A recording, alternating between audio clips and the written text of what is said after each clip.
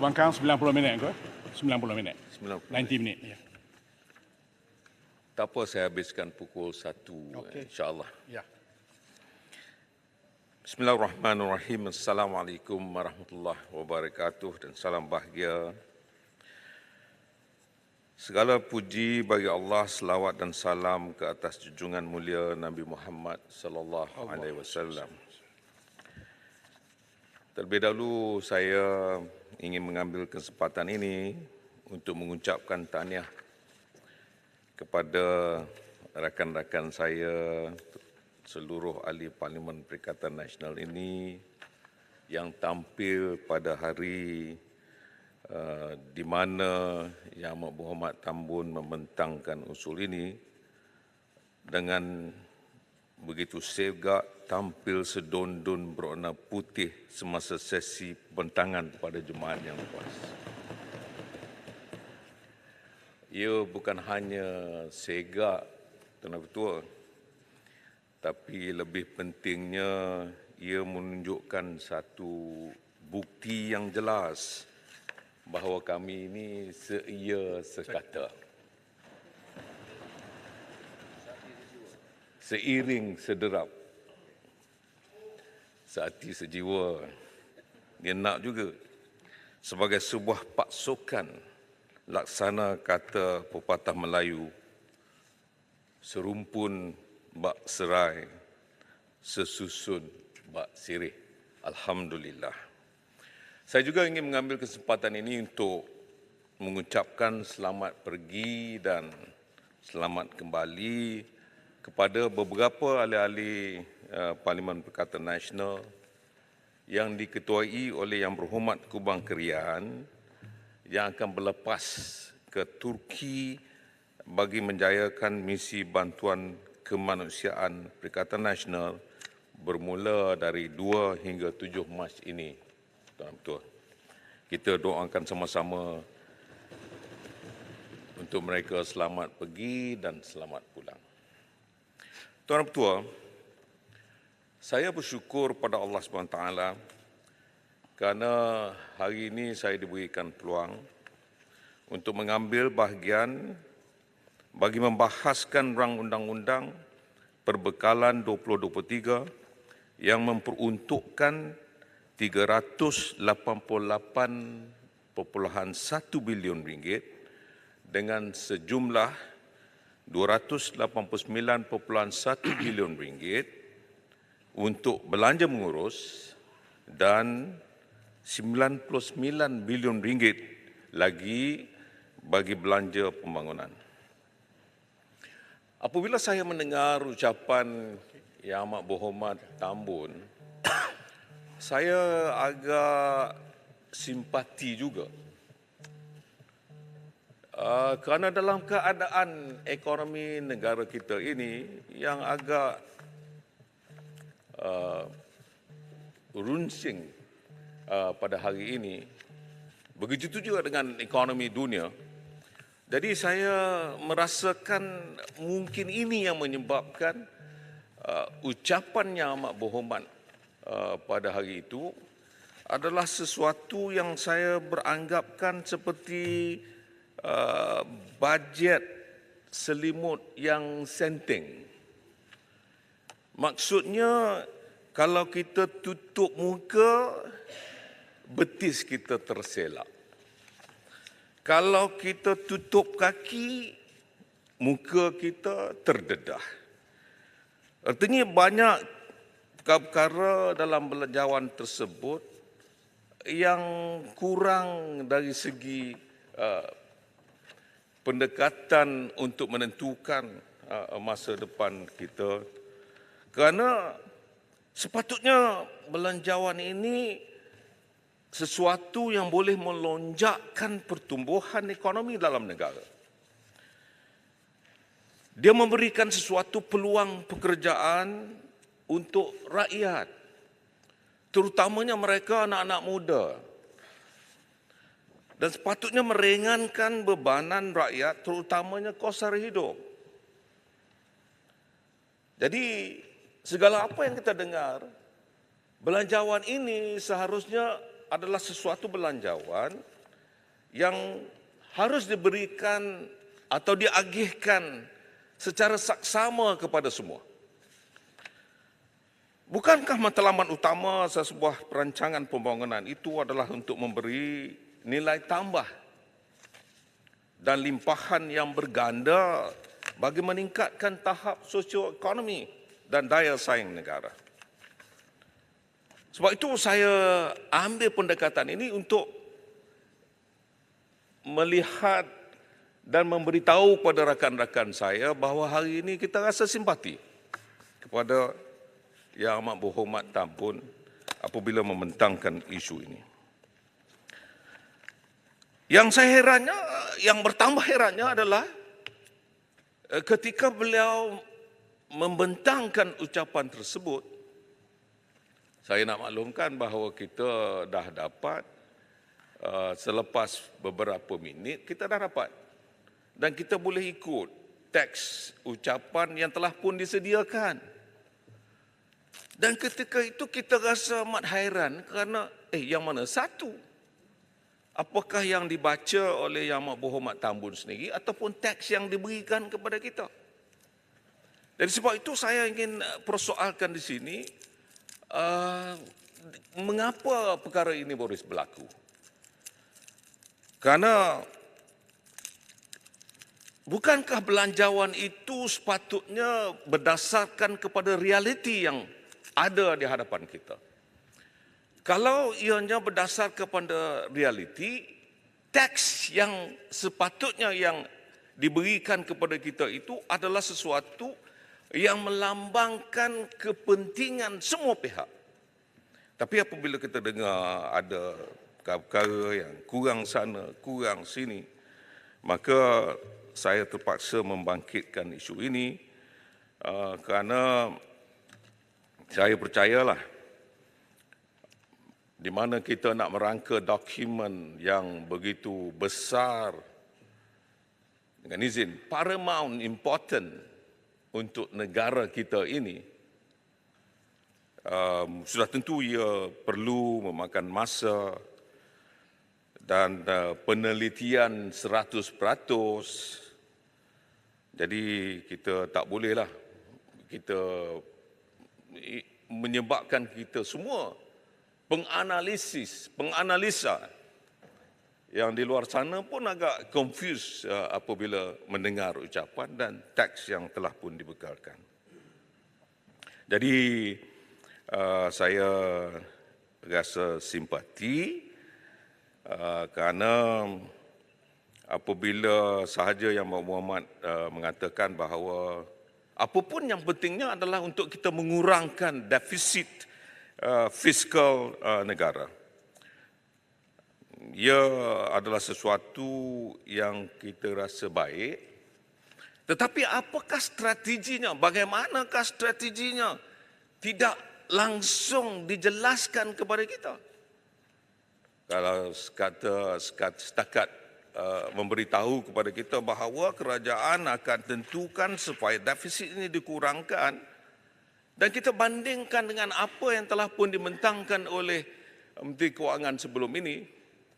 Jadi kita nak tengok apakah ada realiti untuk benar-benar dapat mencapai tahap yang disasarkan tersebut. Jadi saya nak bagi contohlah.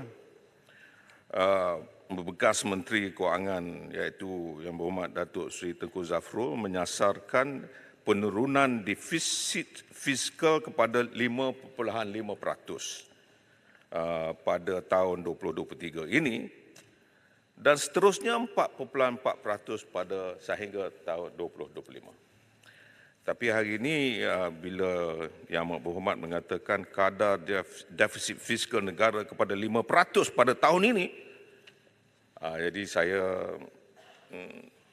saya agak kurang pasti apakah realiti ini boleh dicapai. Kita kena fikir bila kita bentang ini, masa tempoh yang diberikan kepada kita setahun. Tapi kita bentang ini dah akhir bulan 2 dah. Nak diluluskan pun bulan 3. Jadi kalau kita nak tentukan bahawa revenue kita itu boleh mencapainya, sebab itu selalunya kita buat bentang bajet kita pada akhir ataupun pada bulan 10.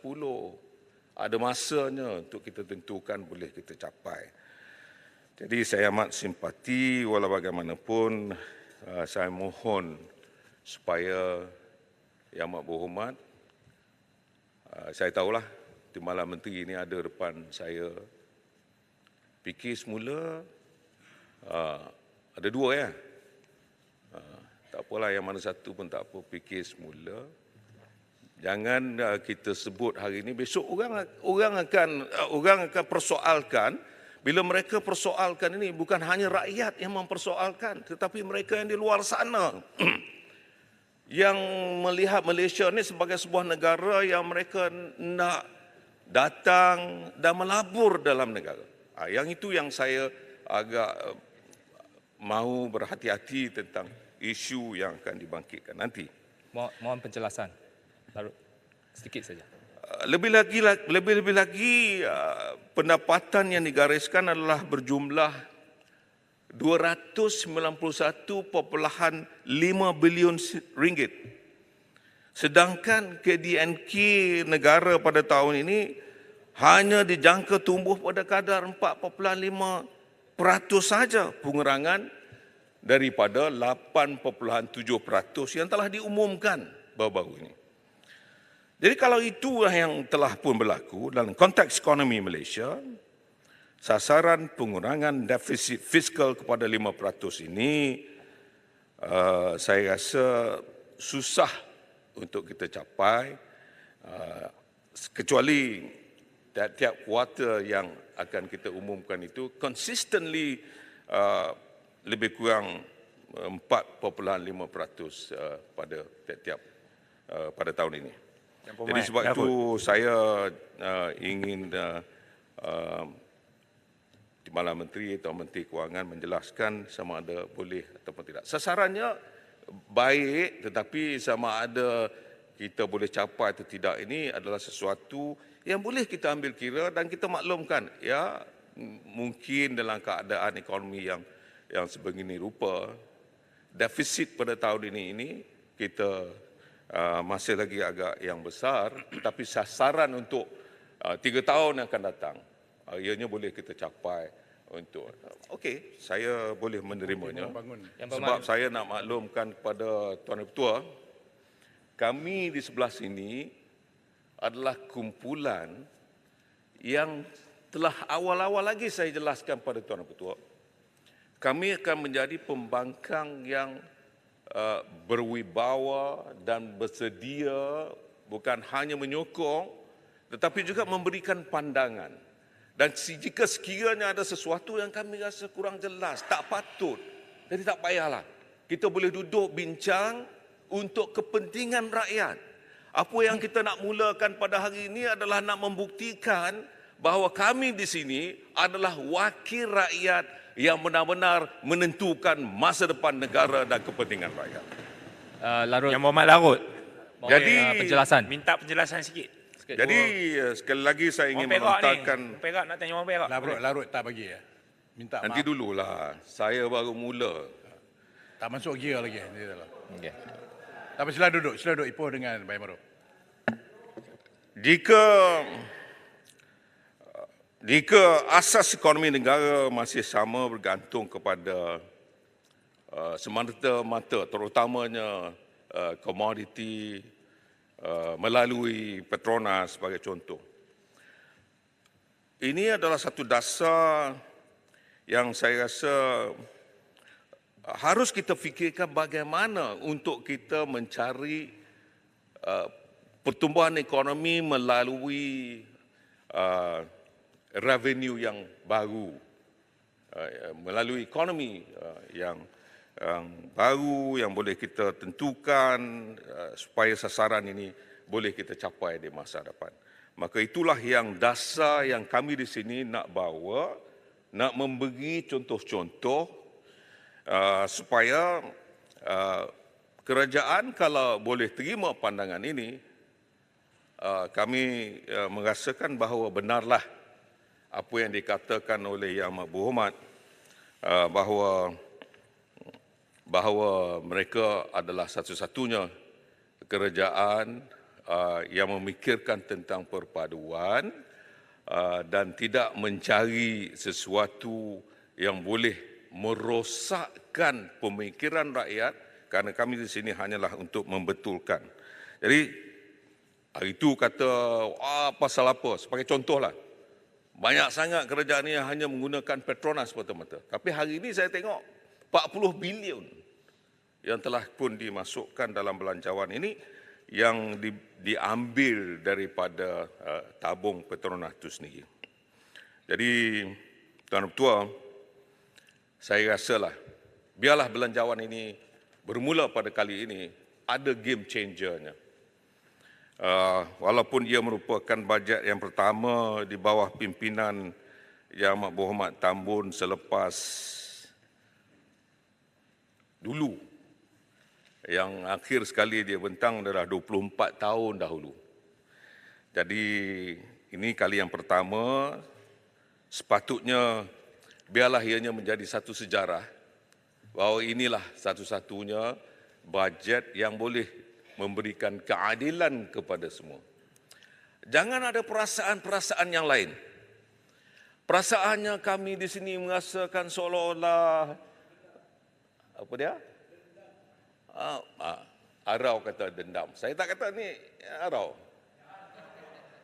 Ada yang merasakan ini betul ke ni? Pasal apa perkara ni boleh berlaku? Apakah kerana negeri-negeri yang diberikan pertungkar besar ni di bawah pimpinan kerajaan PH sebagai contoh? Itu adalah soalan-soalan yang timbul. Jadi sudah nampak tidak ada kesamaannya. Kesaksamaan itu harus ada. Jadi tidak mahu ada perasaan-perasaan itu yang menunjukkan bahawa tidak adil di sini. Jadi kalau tak adil, kalau tak adil itu, maka kita juga boleh persoalkan apakah belanjawan madani ini benar-benar madani seperti apa yang telah pun dijelaskan oleh Yang Amat Berhormat Tambun sendiri. Penjelasan. Larut. Jadi Laluan. Larut. dia nak sangat bagilah dia. Saya pun susah, dia ni kacau daripada mula. Bayang Apa Baru. hal kau Silakan ni? Bayang Baru. Ya. Terima kasih Larut. Terima kasih Tuan Yang Di-Pertua. Saya dengar ucapan Larut selama 17 minit dengan teliti, kerana ini adalah ucapan kali pertama Larut sebagai Ketua Pembangkang, dan biasanya Ketua Pembangkang ini adalah government in waiting dan Larut merupakan Prime Minister in waiting. Dan saya ada expectation yang sangat tinggi terhadap Larut. Tetapi saya telah dengar 17-18 minit ucapan Larut, tapi Larut tidak straight to the point. Ini saya harap, I have high expectation. Kerana tak ada isi, dia sembang kencang dan Larut sikit saja. Majukan Saya soalan. Majukan expect kalau Larut Tuan Ketua, ada boleh criticize, no problem. Tuan Bertua, kalau itu cara dia, saya minta dia duduk. Tapi saya mohon Duduk, baik lepas duduk. Sikit saja Larut. Saya mohon kalau pembangkang boleh bangkitkan bajet shadow pendam, budget. Duduk. Apa ni, belanjawan bayangan. Tetapi pendam, setakat ini pihak pembangkang tidak tak buat kerja. Ya, kalau nak jadi pembangkang yang konstruktif, bawalah belanjawan bayangan. Sekarang tak ada.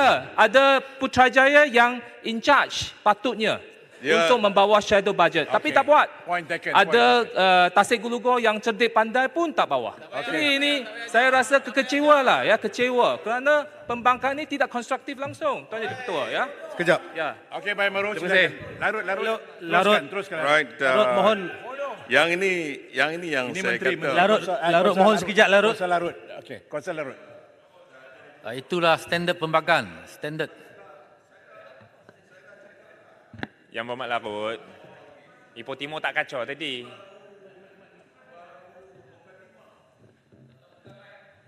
Larut, Itu baru mukadimah. Mukadimah pun dah naik angin. teman tak naik angin. Apa? Teman nak Okey. tanya Ini je. apa hal ni? Ini kerajaan Larut. perpaduan macam mana? Yang Muhammad Larut. Belum lagi tentang Koyak. belum lagi bila saya baru nak masuk tentang pasaran ekonomi baru. Kita baru nak cakap pasaran ekonomi baru. Yang Muhammad Tak Larut. sempat-sempat. Ipoh Timur.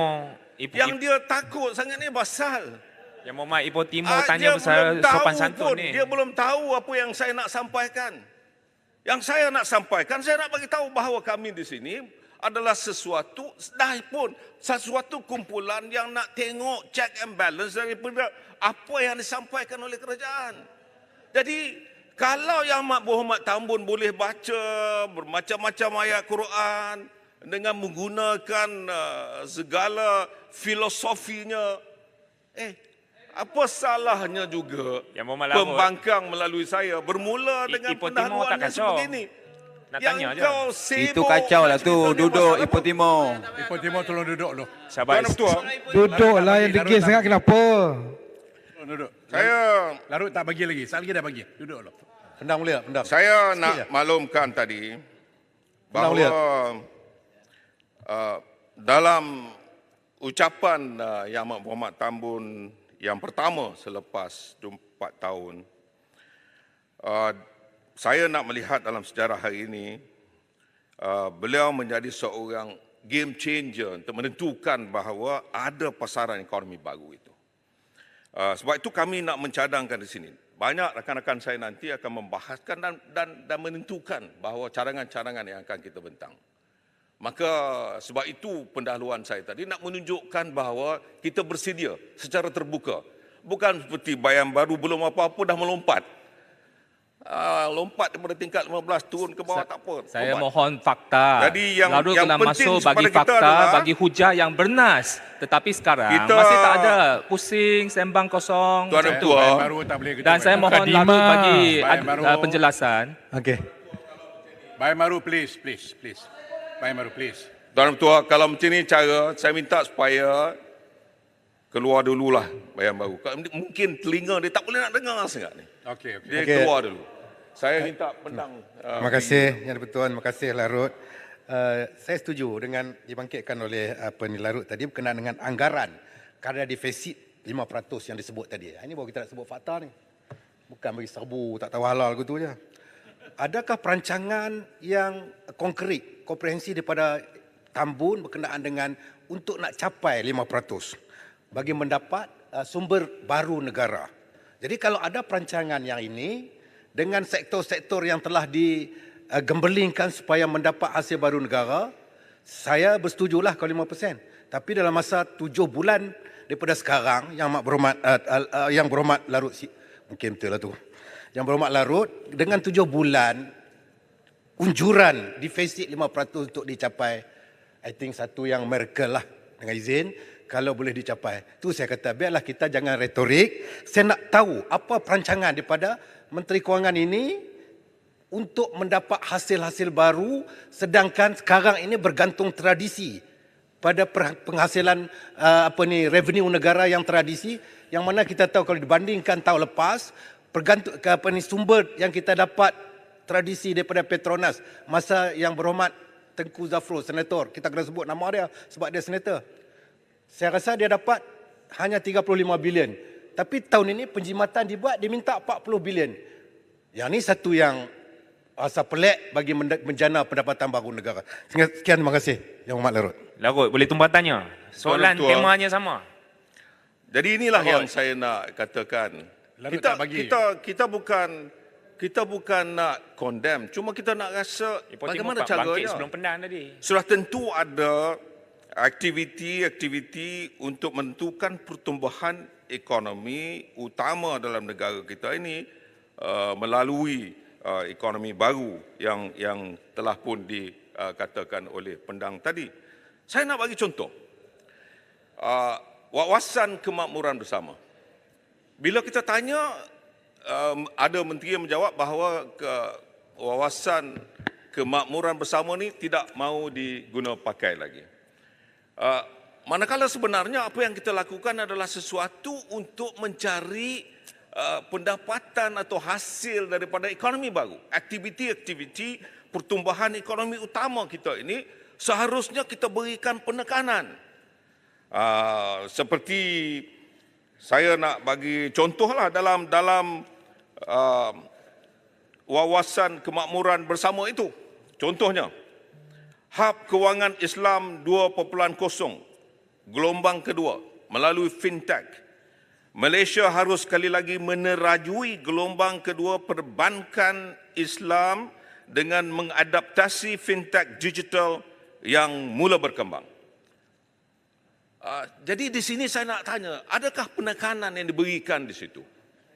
Tak apalah, tak mau ambil nama kemakmuran bersama tu tak apa, tetapi yang pentingnya adalah aktiviti-aktiviti yang ada dalam itu yang boleh membantu negara harus diambil kira. Yang Muhammad Larut, Kedua seperti nak minta pencerahan saja. Penjelasan industri saja. kandungan seperti animasi, pengatur caraan, Tuan budaya Yang Di-Pertua. dan digitalization. Tuan betul, standing order. Dan digitalization sebagai contoh. Ya, Standing order 37(1)(b). baca tengok. Jika hendak meminta penjelasan mengenai apa-apa perkara yang dikeluarkan oleh ahli yang sedang bercakap itu dalam ucapannya dengan syarat ahli yang sedang bercakap itu mahu beralah dan duduk dan ahli yang hendak mengganggu itu dipanggil oleh pengusi. Faham tak? Faham pun, no? Saya faham, Kalau faham tapi dulu. speaker sebelum ni telah buat ketetapan bahawasanya Buat sekiranya ketetapan. nak dinampak dan minta peluang kena berdiri dan juga tekan butang. Mungkin Yang Muhammad yang tak faham je. Saya minta secara sopan santun. Apa salahnya? Point of order, Saya tak kacau pun. Ipoh Timur. Point of order. Betul. Jadi saya minta Ipoh Timur duduk dulu. Kalau Larut bagi, sebab masa ini orang yang berucap saja yang mempunyai kuasa untuk beri tindak laluan itu, bukan speaker. Jadi kalau sekiranya orang yang berucap itu tidak memberi laluan, minta maaf lah. Ini floor dia dan masa dia. Sebab itu saya teruskan Larut, please. Ayat 37.2. Jadi Yang Muhammad, 372. point of order 37.2, masa tak cukup dan niatnya untuk mengacau. Okey, Ini faham. sebab dia bangun. Macam mana Arau tahu niat saya? Okey. Macam mana Arau tahu niat saya? Masa Perdana Menteri Arau boleh baca kami tak apa dalam lalu. minda kepala otak saya ke? Okey, Kepala otak. Hebat, Bodoh. pandai Arau. Arau macam dan mana nak Ipoh tahu Timur. niat saya? Speaker, ni gangguan. Saya bersopan santun, saya berdiri, saya minta ruang. Ipoh Timur. Listen to me. Sit down, please. Please. Tengah kata Ipoh Timur. Okay, Larut, please. Op. Teruskan. Jadi Tuan Ketua, saya nak sambung. Jadi banyak aktiviti ekonomi, penumbuhan ekonomi baru ini ada dalam wawasan kemakmuran bersama. Jadi potensi ekonomi persisiran dan maritim juga boleh kita manfaatkan. Jadi dengan kawasan pesisiran pantai dan maritim Malaysia yang luas dan strategik, ianya sangat sesuai untuk kita bangunkan pusat ekonomi baru dalam negara kita. Jadi apa yang saya sebutkan ini adalah contoh-contoh yang ada dalam wawasan tersebut. Jadi kalau Yang Muhammad Tambun boleh melihat kembali, tak salah. Kita di sini tak apalah nak tukar nama kepada wawasan kemakmuran bersama Madani ke, itu tak jadi masalah kepada kita. Yang pentingnya untuk kepentingan bersama, untuk kepentingan negara. Semua yang ada itu boleh kita lihat dalam dasar wawasan kemakmuran bersama 2030 yang telah dibentangkan juga dan telah pun diluluskan dalam Dewan Yang Mulia ini. Satu lagi Tuan Ketua. Apabila Yang Muhammad Tambun menjelaskan tentang untuk menotahkan kemiskinan dalam tahun ini juga, saya mengucapkan syabas dan tahniah kepada Yang Muhammad Tambun. Kita berikan tepukanlah kepada. Ini menunjukkan bahawa beliau benar-benar simpati kepada kemiskinan tegar dalam negara kita.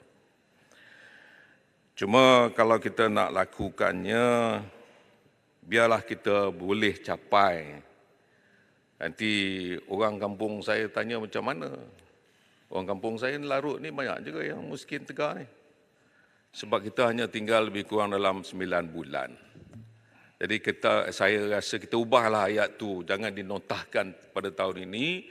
Kita kata kita nak kurangkan kemiskinan sifar dalam negara kita. InsyaAllah. Jadi kecuali ada strateginya. Sebab dalam ucapan tu kita tak dengar strategi bagaimana. Yang kita dengar adalah untuk memberikan satu notah pada tahun ini. Itu yang saya minta supaya kita pastikan bahawa apa yang dikatakan itu boleh. Dua orang. Ipoh Timur dan Beluran. Nak bagi mana? Saya beri pada Beluran. Okey. Satu yang di Pertua. Silakan. Beranilah Ketua Pembangkang. Saya bertentangan singit dengan Larut. Saya nak kenyataan Tambun itu untuk menoktakan kemiskinan tahun ini kita kekalkan. Kerana Beluran ini adalah antara kawasan parlimen yang disenaraikan sejak perancangan Malaysia ke-11 yang di Pertua. Disenaraikan sebagai antara dua daerah di negeri Sabah yang mencatatkan insiden kemiskinan 2 digit. Jadi kalau nak noktakan kemiskinan, biar kawasan parlimen Beluran ini di Sabah diangkat sebagai noktakan kemiskinan tahun ini juga. Yang itu saya nak ada. Dengan strategi pendekatan peruntukan yang mencukupi untuk noktakan kemiskinan di kawasan parlimen saya, Yang Hormat. Ya. Setuju nak juga. Tuan Yang Bertuah, saya minta supaya ucapan Beluran itu dimasukkan sebagai ucapan saya supaya Beluran pada tahun ini Dinotahkan. kita notahkan Okey. kemiskinan sifar di.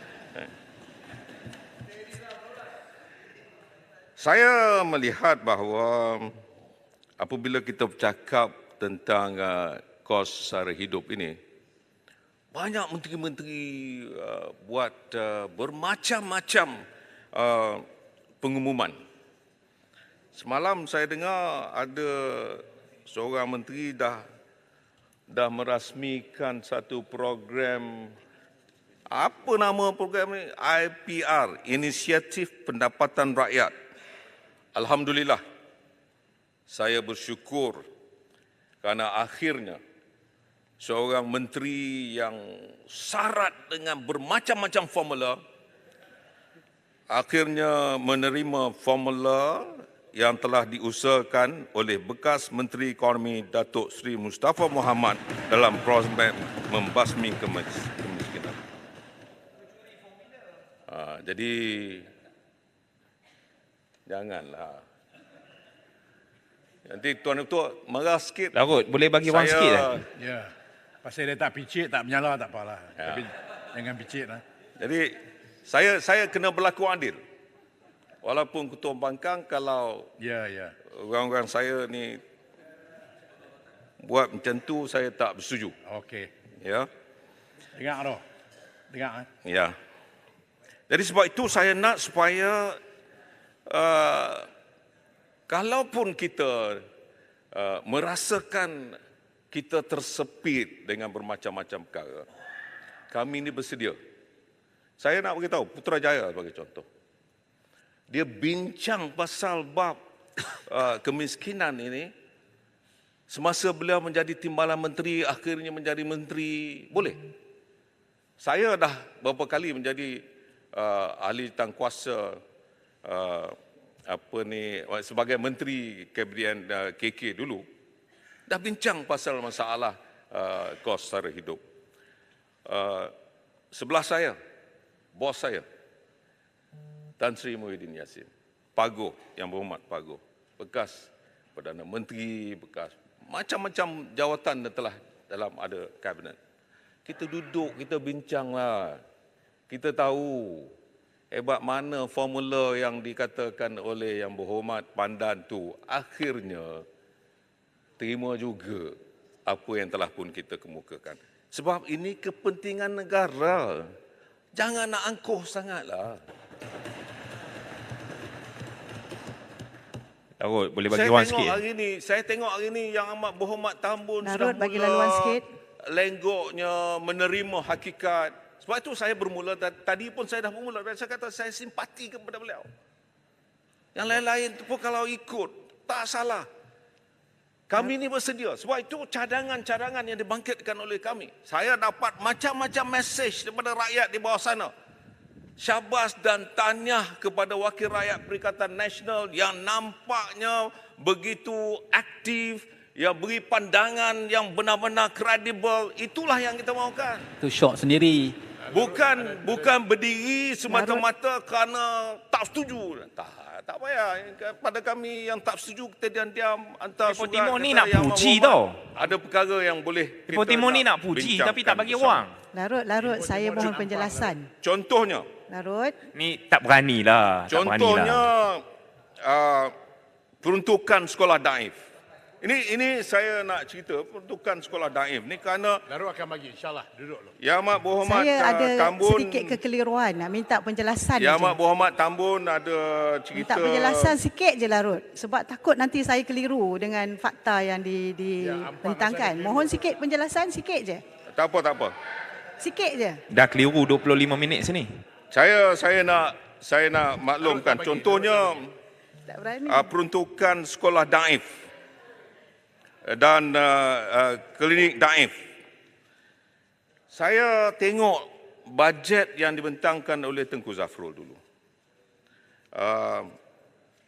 Kita bentang dahulu sesuatu yang agak lebih besar dari apa yang dibentangkan oleh Yang Amat Berhormat Tambun. Jadi, saya nak tanyalah, betul benda ni sama dengan apa yang telah pun dibentangkan oleh kita hari itu? Klinik daif berjumlah 1.2 bilion ini, di mana jumlahnya itu adalah bercampur dengan klinik daif. Manakala yang dibentangkan sebelum ini, peruntukan yang dikurangkan daripada sekolah dan klinik daif, bajet asal yang dibentangkan oleh Tengku Zafrul, memperuntukkan 1.2 bilion untuk sekolah sahaja, dah kurang 300 juta, dan 420 juta untuk klinik, kurang 140 juta. Jadi saya nak penjelasan di sini. Sebab saya rasa masalah ini adalah suatu masalah yang besar untuk rakyat sana. Kalau kita nak bantu sekolah daif ini, tak payah kurangkan, kekalkan. Begitu juga dengan klinik daif itu. Ramai telah pun kita bincang di sini, klinik daif ni kalau kita tak payah kurang, nak tambah lagi baik kerana masyarakat kampung perlukan klinik-klinik ini di seluruh negara. Itu program khusus. Jadi- 400 klinik, Jadi 380 kalau- sekolah. Tak bermaksud yang sebelum ni tak ada. Janganlah biadab kacau. Yang dipertua, yang dipertua. Ipoh Ini Timur. satu perbuatan kurang ajar yang bertua. Ipoh Timur. Yang dipertua. Inilah permainan depa. Bila tak Ini boleh jawab, perbuatan dia kurang tak berani ajar. nak jawab. Kamu jangan jadi kurang ajar dalam Ipoh dewan. Timur. Mengacau. Ipoh Timur bila nak cakap kena Ipoh minta Timur dekat kurang speaker. ajar. Silakan Larut. Jadi yang kita nak maksudkan di sini adalah ada perkara-perkara yang saya rasa patutnya dikekalkan, tak payah dikurangkan. Kerana rakyat di sana akan mendengar bahawa ya betul lah, mengapa nak kurangkan yang bajet sekolah daif? Mengapa nak kurangkan bajet untuk klinik daif sebagai contoh? Yang kita nak adalah airport Pulau Pinang. Kalau saya sebut airport Pulau Pinang, nanti Ipoh Timur bangun lagi. Inilah apa ni ketua pembangkang. Saya nak cerita ni adalah kerana nak berikan keadilan kepada semua, kesaksamaan kepada semua.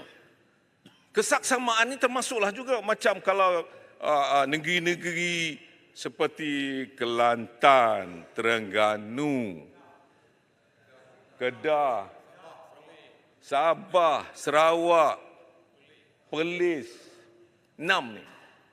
Ini negeri-negeri miskin. Tolonglah. Sedikit.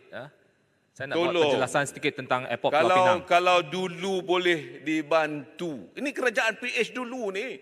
Tapi ketika itu Yang Amat Berhormat Perdana Menterinya adalah daripada Langkawi kita, Tun Mahathir. Dia setuju dan dia bantu.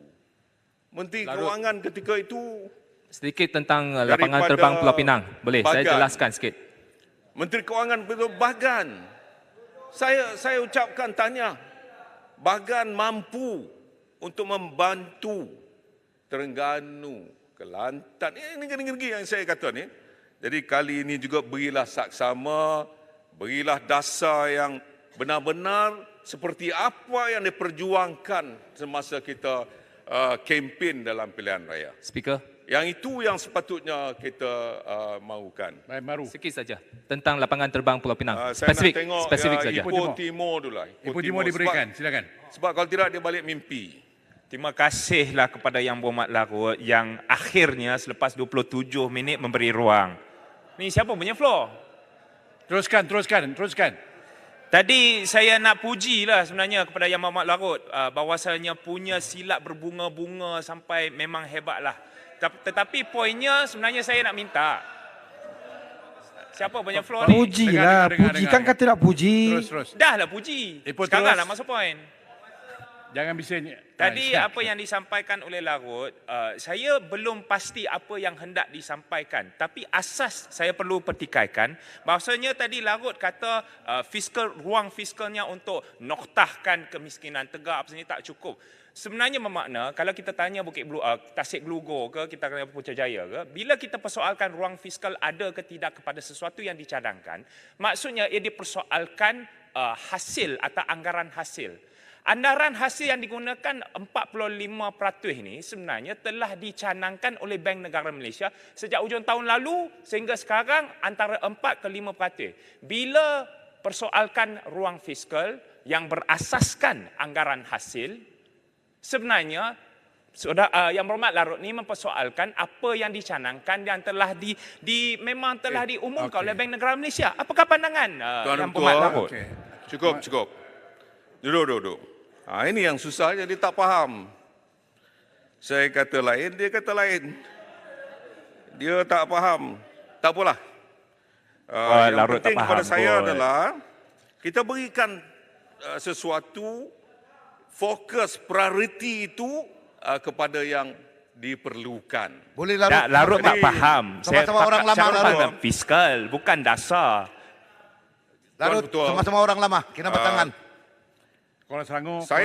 Saya tengok. Kuala Selangor. Boleh? Kinabatangan. Sahabat saya Kinabatangan. Kinabatangan, silakan. Kinabatangan. Saya tunggu. Terima kasih Ketua Pembangkang Larut.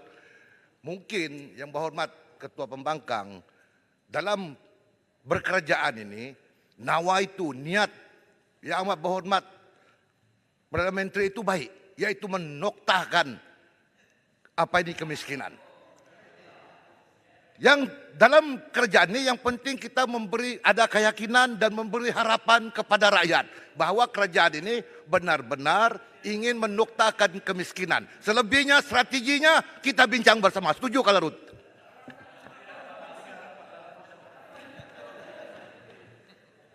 Yalah. Seperti juga harapannya supaya Yang Berhormat Kinabatangan boleh jadi Ketua Menteri sebagai contoh. Tapi macam-macam berlaku tak boleh. Yang ni pun samalah.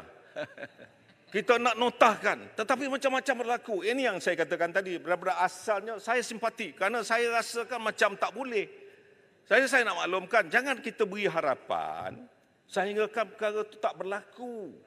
Sebab kami di sini ni nak melihat apa saja yang dikatakan itu boleh mencapai matlamatnya. Yang itu yang kita nak. Jadi kita boleh duduk bersama. Saya tidak mahu hari ini bila saya bangkit nak berikan cadangan-cadangan ini dianggap seolah-olah saya menentang. Bukan itu caranya. Caranya adalah untuk memastikan segala apa yang kita bincang itu adalah sesuatu demi kepentingan negara. Jadi Kuala Selangor sikit je. Tuan Ketua. Larut sikit je. Nak menyokong Larut. Ya, saya sebenarnya mendengar hujahnya Larut sebab selaku Ketua Pembangkang bersabit dengan IPR tadi untuk membasmi kemiskinan tegar. Dan hampir saya bersetuju andainya kalau nak dihapuskan dalam 10-12 bulan ini. Namun ketika saya menyemak apa yang dibentangkan oleh Menteri Kewangan selaku juga Perdana Menteri, saya mendapati bahawa peruntukan 750 juta diberikan sebagai, saya yakin sebagai cash handout kepada 130,000 ketua isi rumah yang sekaligus akan dapat mengatasi apa yang dikatakan garis kemiskinan tegar untuk 130,000 isi rumah. Langsung ia telah menyenyapkan dan membasmi kemiskinan tegar. Apa yang sukar untuk Larut faham? Beluran pun tak faham. Saya yakin paling tidaknya. Yang betul, peraturan Dewan yang betul. Yang betul. Maka dengan itu, saya yakin. Ini betul peraturan Dewan, ini betul. Peraturan Dewan. Terima kasih. Peraturan Dewan yang betul. Berapa tu? Baca. 37(1)B. Baca. Jika hendak meminta penjelasan mengenai dengan apa-apa perkara yang dikeluarkan oleh ahli yang sudah bercakap itu dalam ucapannya dengan syarat ahli yang sudah bercakap, okey. Sekarang dah dibenarkan. Masalahnya sekarang, Dia dah duduk lah. nanti dulu. Nak bagi faham. Saya kan ada permisi, ada izin. Nak bagi faham bahawa ini berbentuk penjelasan, bukan syarahan ataupun perbahasan. Saya minta penjelasan Larut. Berbeza dengan Besut penjelasan. Juga. Besut juga. Duduk. Nak minta penjelasan Saya minta boleh. Ketua Pembangkang menjelaskan. Cara Ipoh Timur dan juga Kuala Selangor bukan penjelasan. Besut duduklah, Besut pun tak faham juga. Besut pun saya faham lah. Bacalah betul-betul Faham. penjelasan dengan Kita minta Larut penjelasan berbeza Kita dengan minta Larut perbahasan. menjelaskan. Besut. Yang dibenarkan Besut, hanya- saya speaker ni. Kita minta kita minta Larut menjelaskan. Ya. Sebab kita takut itu pembohongan, menyelewengkan Dewan. Jadi kita minta penjelasan daripada Larut. Boleh speaker? Silakan. Larut masa berjalan kesian kat dia ni. Larut silakan. Putrajaya, Larut. Apa yang disebutkan oleh Kuala Selangor tadi berkaitan dengan peruntukan sebanyak 750 juta ringgit diceritakan seolah-olah ianya sesuatu benda yang baru. Ingin saya quote apa yang dibentangkan oleh Menteri Keuangan sebelum ini pada bajet dalam bulan Oktober. Untuk tahun 2023, quote, bagi menyegerakan agenda membasmi kemiskinan tegar, 1 bilion ringgit disediakan, iaitu 750 juta ringgit peruntukan kerajaan di samping program tanggungjawab sosial korporat CSR oleh GLC bernilai 250 juta ringgit. Benda ni dah disebut pun oleh Menteri Keuangan sebelum ini. Jadi janganlah Tak apalah, sekarang ni kerajaan baru. Saya setuju. Benda yang baru. Terima kasih. Saya setuju dengan Putrajaya. Tapi tak lulus. Saya minta Larut menjelaskan. Tambahan Larut. Minta Larut menjelaskan. Saya jelaskan. Kuala Selangor, saya nak menotahkan isu ini Kuala Selangor nak dengar. dengan segera. Saya kata saya bersetuju, tetapi ia bermula dengan dengan bulan, sekarang ni dah nak masuk bulan 3 dah. Jadi tak apalah. Apa pun yang kita nak lakukan adalah sesuatu yang baik. Tapi jangan memberi harapan besok orang kampung saya kata apa caranya, bagaimana caranya, ikut yang mana, data yang mana, akhirnya menyusahkan kita semua. Jadi kalau dah bersedia, sebab tu saya kata kalau dah bersedia kita baik. Saya sokong dan kami semua sini sokong. Siapa kata tidak mahu membasmi kemiskinan adalah perjuangan, salah satu perjuangan yang dibawa oleh Perikatan Nasional. Jadi Larut setuju dengan Larut setuju Kuala dengan Terengganu. peruntukan yang diberikan oleh Menteri Keuangan. 750 juta untuk membasmi 130,000 ketua isi rumah. Mendapat RM480 sebulan. Terima kasih. Selangor Beluran. Saya nak bagi tahu Kuala Selangor ini bermula dalam kabinet yang lepas dan kita pun dah setuju. Larut. Cuma kita tak berani nak menyebutkan boleh menohtahkan itu saja. Saya kata benda yang baik-baiklah. Larut. Yang kita nak argue pasal benda itu pasal apa? Yang itu je. Jadi beluran. Ya, saya menjadi risau dengan istilah nokta kemiskinan. Jika diinterpretasikan Kuala Selangor, dia nak noktakan kemiskinan dengan yang peruntukan 750 juta dan memberi kepada keluarga miskin Dan bila dibagi 750 juta, terkeluarlah mereka daripada senarai kemiskinan. Yang itu nak keluarkan daripada senarai data. Ya, ya, ya. Tetapi Penang pernah kemiskinan buat. hakiki tidak diadres. Negeri Pulau Pinang telah Hakiki. buat. Yang ini Dan mereka kalau berjaya inilah menoktahkan teori kemiskinan tegar. menoktahkan kemiskinan yang dibuat Dengan oleh cash Tambun. handout. Satu presiden harapan yang palsu. Yang Itu menyedihkan. jangan membuat Dan tuduhan saya harap begitu. Tambun tidak menoktahkan kemiskinan Jangan seperti cemburu. yang dibuat oleh Kuala Jangan Selangor. cemburu. Kita doakan yang terbaik untuk Tambun. Terima kasih. Okey, okey. Minta peluang Kuala Terengganu sikit. Ni sekejap. Ya. Kuala Selangor dan Beluran, lepas ni kita duduk minum kopi. Tak payah nak argue banyak-banyak di sini. You bersetuju untuk kita mengurangkan, membasmi kemiskinan ini. Beluran pun setuju. Mekanismenya yang kita persoalkan supaya boleh capai pun tidak. Yang ini yang kita nak. Ya? Larut, this is a cash hand out. Tolong faham sikit, mudah. Pulau Pinang telah lakukan dan mereka telah menamat dan menoktahkan miskin tegar. Larut. Mohon Pendek izin. saja, pendek saja. Okeylah. Mohon menjelaskan. Tak payah nak argue lagi dan Ya. Silakan. Kuala Terengganu. Larut, dari segi apa ni saya rasa kita bersetuju. Dari tidak ada siapa yang berpetikaikan tentang kepentingan kita address soal kemiskinan ini. Malah di bawah jana penjana sebelum ini pun di bawah kajian Perkhidmatan Nasional 10 bilion.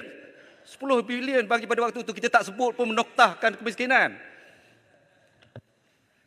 Silakan.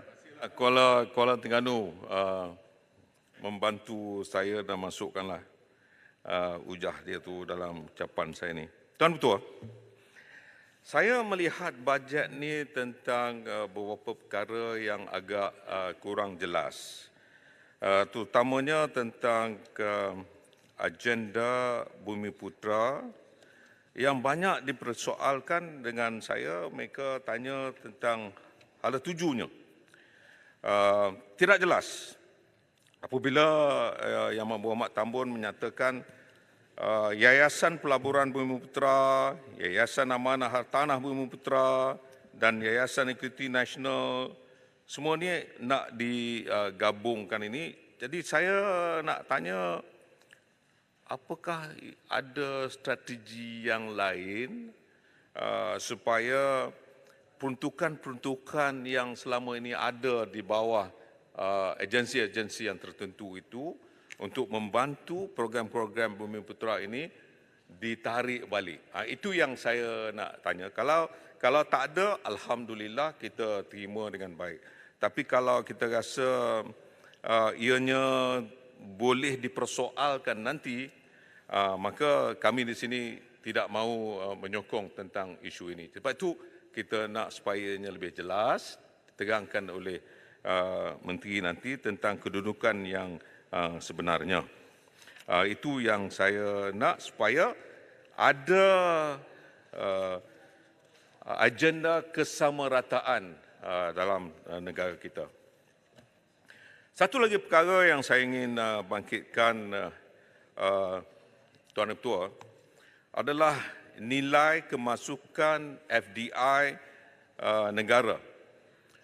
Hari ini kita tengok sudah ada naik sehingga daripada 48.1 bilion pada tahun 2011 kepada 73.3 bilion pada tahun 2022. Ini adalah sesuatu yang kita fikirkan kita kena tengok balik. Yang Amat Berhormat pun dah kata dah tengok balik. Kita bersetuju, kita tengok semula. Tapi kami di sini nak mencadangkan supaya kalau boleh, jangan lagi ada sesuatu yang dibawa masuk yang low quality investment. Kita nak supaya sesuatu yang boleh membantu rakyat Malaysia, yang boleh diberikan pekerjaan-pekerjaan, yang boleh membantu mereka yang telah pun belajar tinggi-tinggi dengan semua program-program yang telah pun kita sendiri cipta dalam negara kita. Tapi kalau tidak ada investment yang bagus seperti ini, akhirnya merugikan juga rakyat kita sendiri.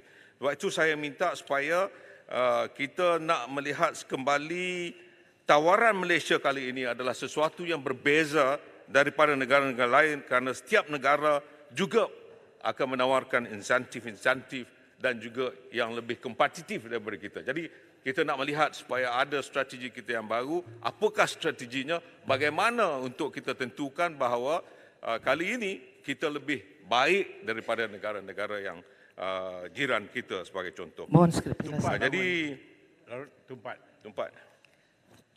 Terima kasih kepada Tuan, terima kasih kepada Larut.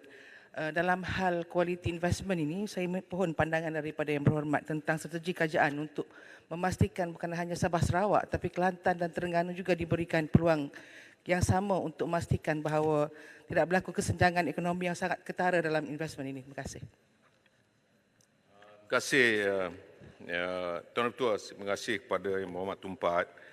Yalah, kita seperti yang saya kata tadilah, kalau boleh Yang Amat Berhormat Tambun fikirkan semula kesamarataan ini. Jangan hanya fokus kepada Selangor, Pulau Pinang semata-mata dan tak lihat negeri-negeri yang lain yang kita rasa mampu untuk kita bantu mereka untuk mempertingkatkan penambahan dari segi investment terutamanya FDI tadi. Satu lagi perkara yang ingin saya persoalkan atau tanyakan adalah tentang cukai. Apabila kita lihat Yang Amat Berhormat sebut tentang beberapa strategi terutamanya cukai individu, kepada mereka yang mendapat keistimewaan terutamanya yang M40 itu sehingga 2.4 juta kalau tak silap saya mereka yang membayar cukai pendapatan sehingga 100,000 itu amat baik. Tetapi dan kita nak naikkan yang mereka yang kadar lebih daripada 100,000 itu, saya rasa cuba kita lihat semula untuk kita tentukan. Jangan kita kata yang kaya ini kita nak ambil bayar, nak bantu kepada yang miskin. Tapi bila kita tengok daripada cukai individu itu hanya tahap ke 1 juta saja. Yang lebih 1 juta bagaimana? Cuba kita tengok kembali. Kalau boleh kita bincang tentang perkara ini. Termasuklah juga dengan cukai-cukai yang lain. Contohnya cukai windfall tax atau cukai makmur. Mengapa tidak kita perkenalkan melalui windfall tax ini? Kerana kadang-kadang kala inilah satu-satunya cara untuk mereka yang mendapat keuntungan dari segi durian runtuh ini membantu negara dan juga rakyat-rakyat yang miskin di bawah sana. Cukai barangan mewah. Cukai barangan mewah ni kami juga dah bincang, kita kata kita bersetujulah, tetapi bukankah Malaysia ni sebagai salah satu negara yang kita katakan shopping heaven untuk turis pelawat-pelawat atau pelancong-pelancong daripada luar. Jadi kalau pelancong-pelancong daripada luar nak datang sini, dia kata tengok harga barang ni mahal ni, takut dia tak membeli. Tapi dulu kita ada GST atau VAT.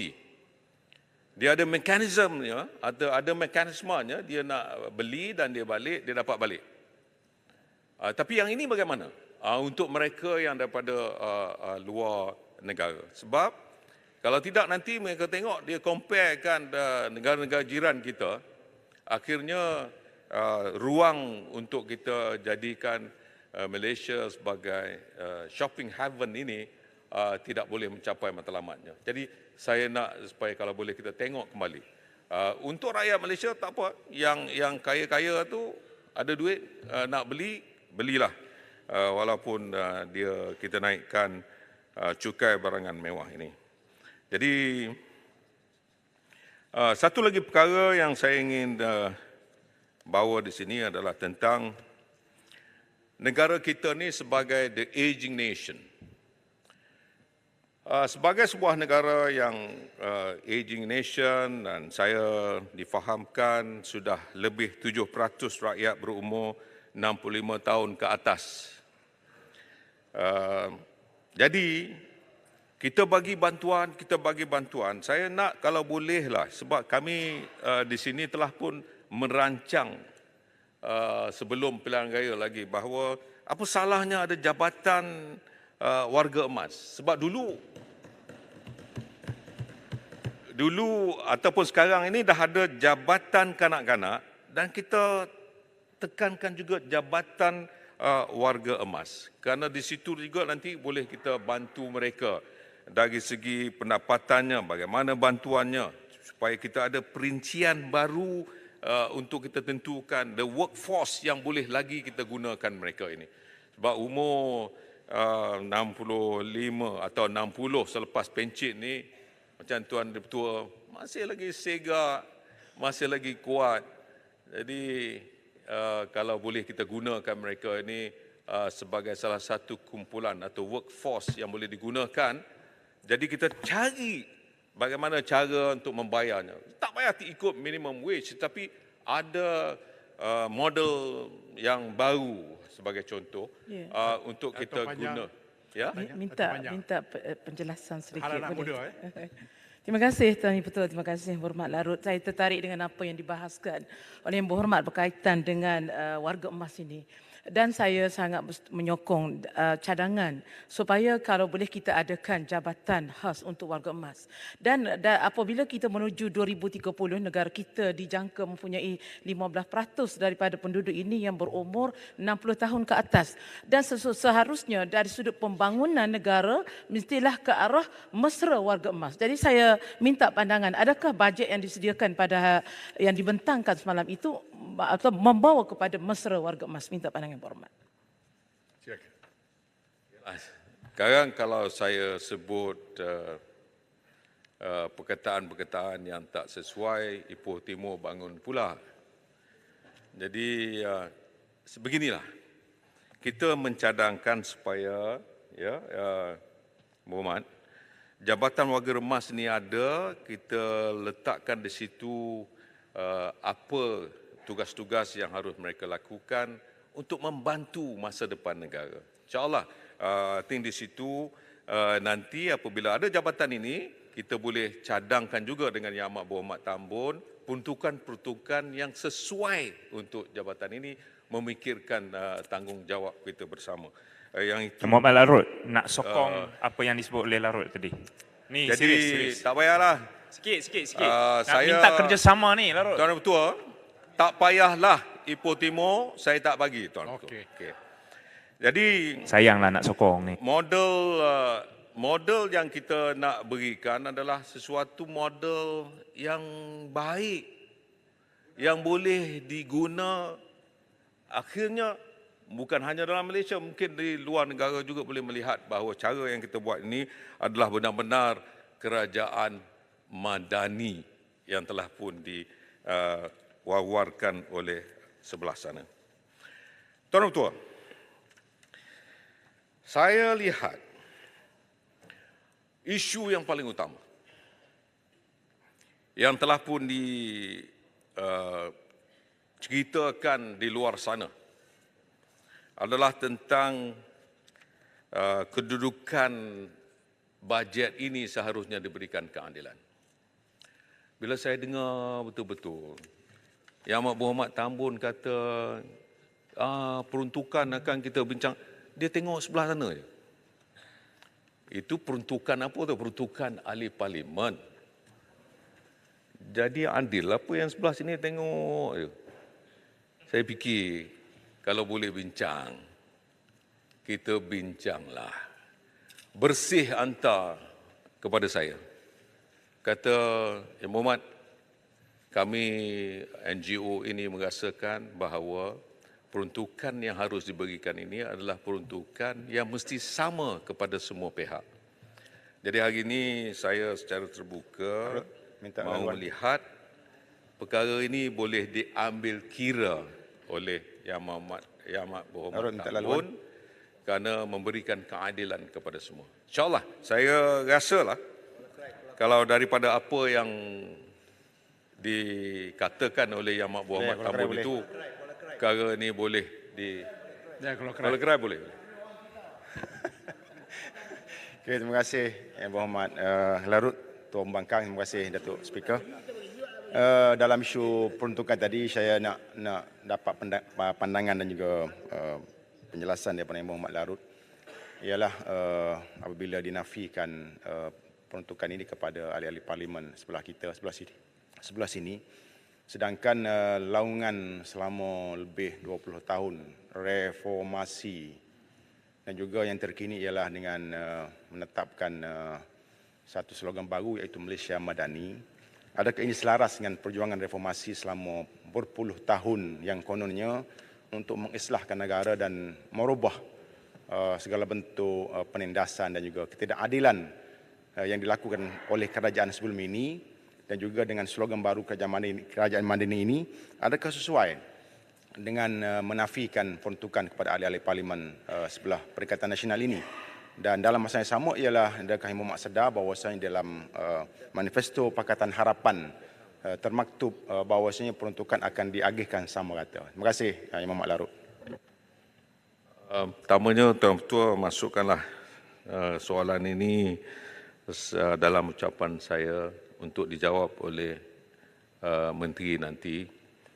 Sebab benarlah kalau kita tanya seperti ini, baik isunya ni, kalau boleh kita berikan kepada semua, dia akan Yang Amat Berhormat Tambun akan score a major point, kerana kita juga akan memaklumkan kepada pengundi-pengundi dan penyokong kita bahawa benar Yang Amat Berhormat Tambun telah berikan peruntukan kepada kita sama seperti sebelah sana.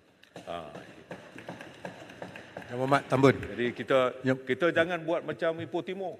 Larut. Ya, kita jangan buat macam tu, lompat tak pasal-pasal. Jadi kita buat cara yang baik, kita minta cara yang baik, dan insya-Allah kalau dah diberi, kita dapat, kita umumkan pun secara yang baik. Itu yang kita harus lakukan, sebab hari pertama kita jadi pembangkang, kita dah kata kita nak menjadi credible opposition, jadi kita tunjukkan bahawa kita benar-benar pembangkang yang benar-benar kredibel. Lalu Ada tiga. Hulu. Terima kasih Larut. Baik, bercakap tentang keadilan ni ialah wudi asyai fi mahallihi, meletakkan sesuatu pada tempatnya. Saya nak penjelasan daripada Larut. Ketika Tambun ni ataupun ketika itu Port Dickson menjadi ketua pembangkang, kita difahamkan bahawa beliau telah mendapat kemudahan-kemudahan bertaraf menteri dengan traffic arrest dan sebagainya. Persoalannya, apakah kemudahan-kemudahan yang didapati oleh beliau ketika itu dinikmati oleh Larut sekarang? Terima kasih. Bersambungan ya. Soalan yang sama. Ya. Yang Berhormat, apakah Yang Berhormat setuju kerajaan sekarang meletakkan pendirian sebagai kerajaan yang memberi keadilan sosial? Macam sosialis lah. Pertama sekali, tai telah dibuka dan mereka telah jadi macam negara sosialis. Very good. Ya, macam Singapura dan sebagainya. Tetapi mari tanpa peruntukan, dia bersifat bojong sikit. Dia kata, ini hanya untuk kumpulan kami, kumpulan sana tak boleh. Jadi itu keadilan sosial tidak berlaku. Keadilan sosial berlaku sekarang ni sebab dulu kita panggil brother, sekarang dia panggil saudara. Jadi pemikiran keadilan sosial itu meletakkan sama rata. Nampaknya sama tak rata. Jadi apakah Yang Berhormat setuju bahawa kita minta Tambun yang saya rasa hatinya baik dan lembut itu memberi peruntukan yang sama rata. Kami bukan minta duit poket, kami minta duit kerajaan, duit rakyat itu disamaratakan. Yang keduanya, saya tengok dulu, saya pernah duduk di satu tempat, di satu hospital, saya terjumpa Tambun. Jadi Tambun datang dengan dengan rider. Jadi saya terkejut, ini siapa bagi ni? Dia ketua pembangkang.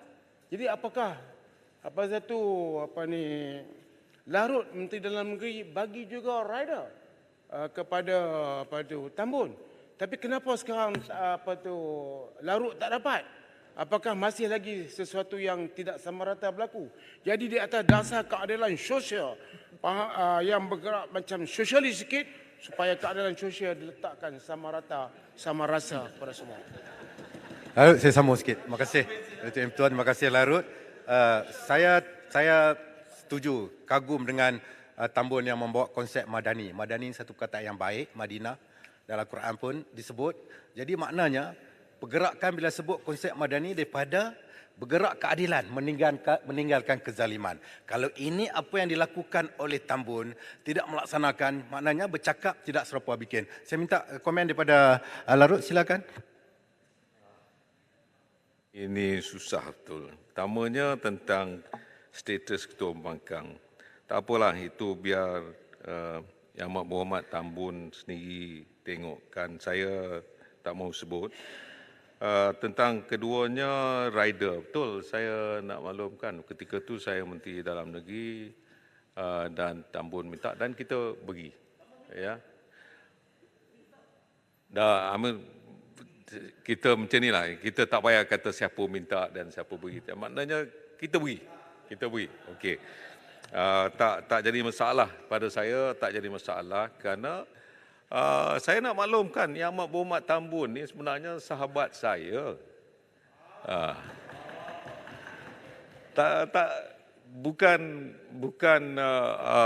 kalau tak percaya tanya Bagan. Bagan tahu. Dia sahabat saya. Tapi kalau dalam kita bersaudara ni, kadang-kadang ada selisih faham. Jadi bila dah berbaik semula, ada perkara yang kita boleh bagi, kita bagi. Tak ada masalah pun. Jadi sama ada adil, tak adil semua ni, ini terpulang kepada orang yang memegang kuasa itu. Kalau dia memegang kuasa dan dia nak menjadi seorang pemimpin yang adil, dia berlaku adil. Tetapi kalau dia memegang kuasa dan dia merasakan inilah masanya untuk kita mengajar mereka yang dahulunya menentang atau melawan, itu jadi masalah. Dendamlah tu. Saya tak kata. Jadi Larut, isu yang saya nak Tanjung Karang tambah sikit di dalam perundingan ketika dalam kerajaan dulu di bawah Bera untuk menandatangani MOU dengan pembangkang yang sebelah sana, yang duduk sebelah sini dulu. Larut terlibat secara direct dalam perundingan. Bagaimana mereka minta dapatkan peruntukan yang sama rata daripada kerajaan menjadi sebahagian daripada MOU, dan speaker pun menyokong kerajaan kita masa kita duduk sebelah sana. Jadi Larut terlibat, dan sekarang ini bila kita lihat, kita dinafikan peruntukan. How do you feel?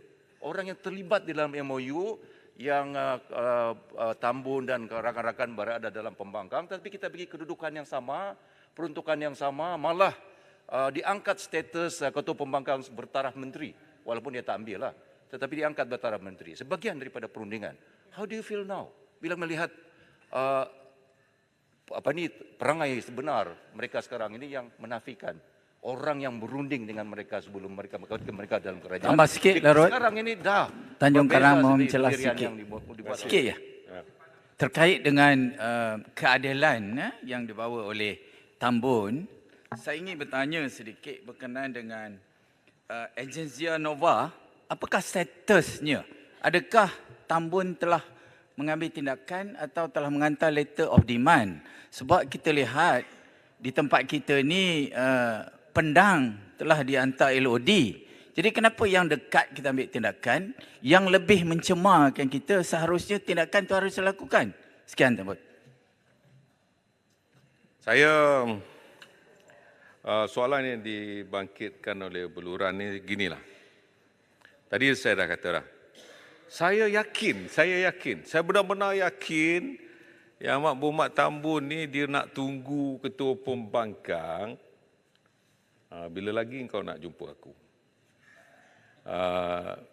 Saya rasa kalau kita semua bersetuju bahawa dia membuka tangan untuk kita duduk berbicara tentang negara, insya-Allah kita akan lakukan. Apa yang dibangkitkan oleh apa dia? Tanjung Karang ni, tak usah bangkitkanlah.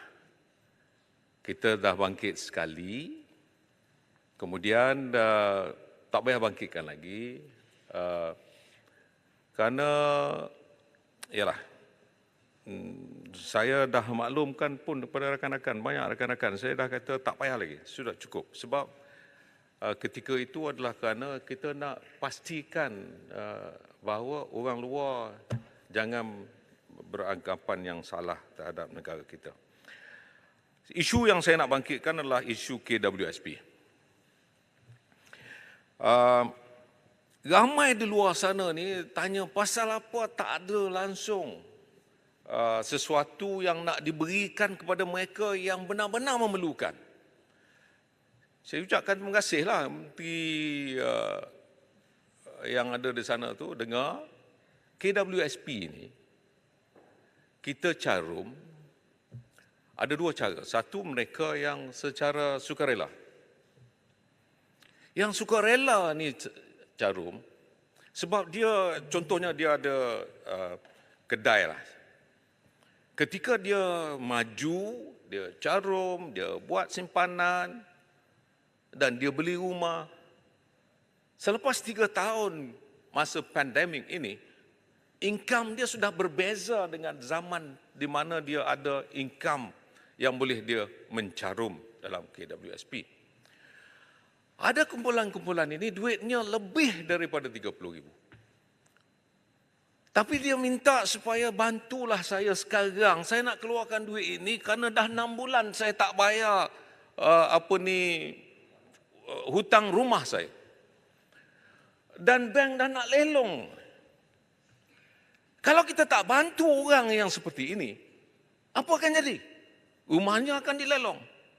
Kemudian dia nak cari balik, nak bermula semula. Saya rasa amat susah sekali. Sebab itu saya hari ini nak minta sangat kepada Menteri fikirkan satu mekanisme. Saya pun tak tahu apa formulanya. Tanyalah Pandan, mungkin dia ada formula. Jadi cari satu cara, mungkin minta mereka yang tulis surat, tunjukkan bahawa betul dah 6 bulan dah tak bayar. Kami dah tak boleh nak bayar. Dan kami nak keluarkan wang ini. Sebab aset yang dia ada sekarang ini kalau dilelong dan nak beli semula pada tahun hadapan atau 2 tahun akan datang, tak mungkin dia boleh beli balik aset yang telah pun ada di tangan dia sekarang. Jadi kita jangan pukul keliling. Sebab itu kita mencadangkan supaya KWSP ini bersasar. Yang mana boleh bagi kita bagi, semua yang bermasalah ni bagi. Mengapa kita mesti hukum mereka sehingga mereka tunggu nanti kau dah pencen besok kita bantu. Masa tu dia pun dah nak mati. Sebab apa? Rumah tak ada. Dia lebih sempit kehidupan dia. Rumah dah kena lelong. Dah dia masuk daripada M40 masuk B40. Cuba kita fikirkanlah, dan di sini kami berjuang untuk memastikan supaya KWSP bersasar ini diberikan. Satu lagi isu adalah tentang veteran tentera ni. Kita bincang. Apa ni, Tuan Ketua? Penyelarasan gaji untuk tentera ni diberikan pada tahun 2013 kalau tak silap saya lah ya. 2013 betul.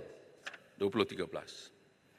Maka akhirnya mereka yang pencen selepas bermula pada 2013 dan selepas itu akan diberi satu pencen yang agak bolehlah mampu untuk mereka hidup dalam negara kita ini.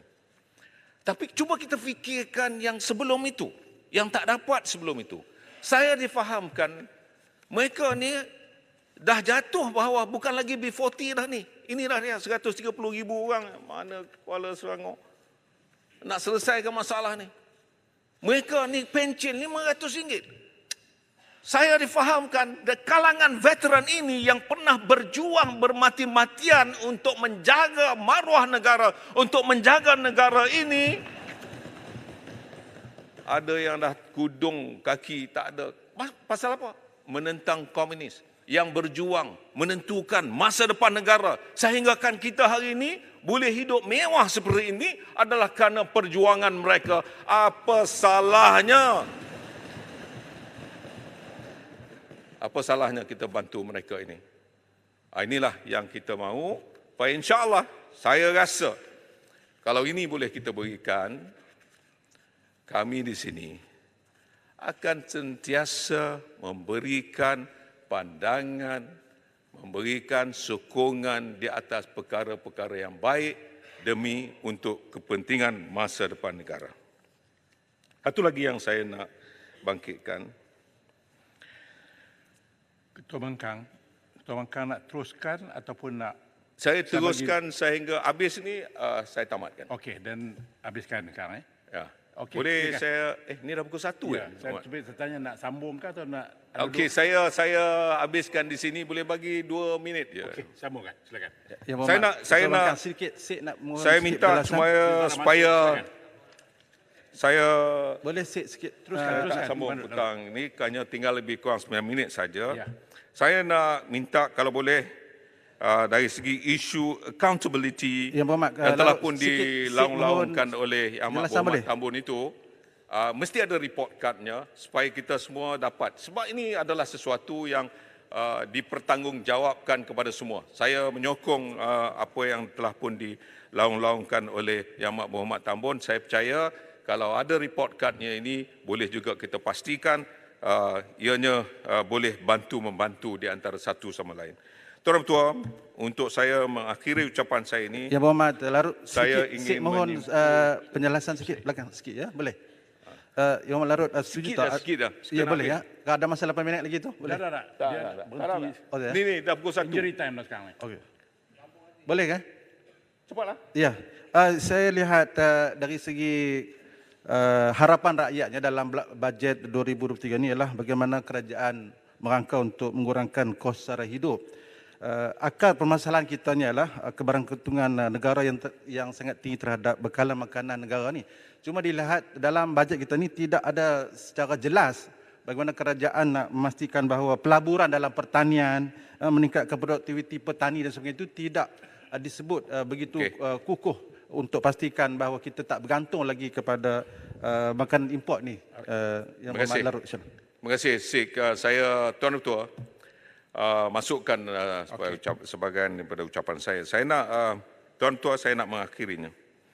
Saya menyimpulkan belanjawan 2023 ini sebagai satu bajet yang agak ada sedikit masalah tentang kedudukan keseluruhan perasaan rakyat di bawah sana dan juga kerajaan-kerajaan negeri yang merasakan mereka tidak diberikan keadilan.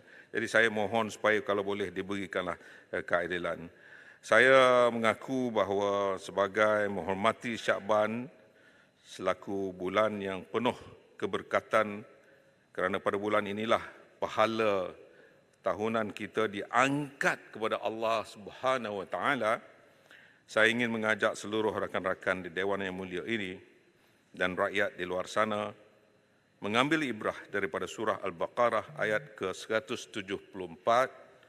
Mafhumnya yang berbunyi, sesungguhnya orang yang menyembunyikan apa yang telah diturunkan Allah,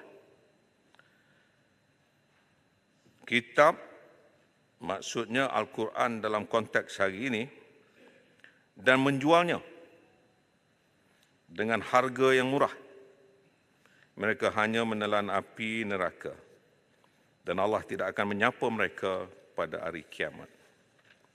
Ini merupakan peringatan Allah bahawa azab yang pedih menanti mereka yang menjual kitab. Sedangkan mereka tahu, mereka faham dan mereka kelihatan hebat, terutamanya membaca ayat Quran, tapi menjualnya bagi menghamburi mata masyarakat semata-mata. Jadi saya sesungguhnya doa kepada Allah SWT supaya perkara seperti ini tidak berlaku dalam negara kita, terutamanya pimpinan yang ada dalam negara. Apa yang kita sebut, biarlah kita kotakan. Sebab setiap yang bermula pasti ada akhirnya. Kerana hari tak selamanya panas, bak kitaran alam ada pasang, ada surutnya. Kerana itu setiap yang patah pasti tumbuh hilangnya berganti. Saya akhiri ucapan ini dengan serangkap pantun. Tempurung basah tangkup-tangkupkan, tempurung kering dibuat umpan. Pekung orang jangan dedahkan, pekung sendiri penuh di badan.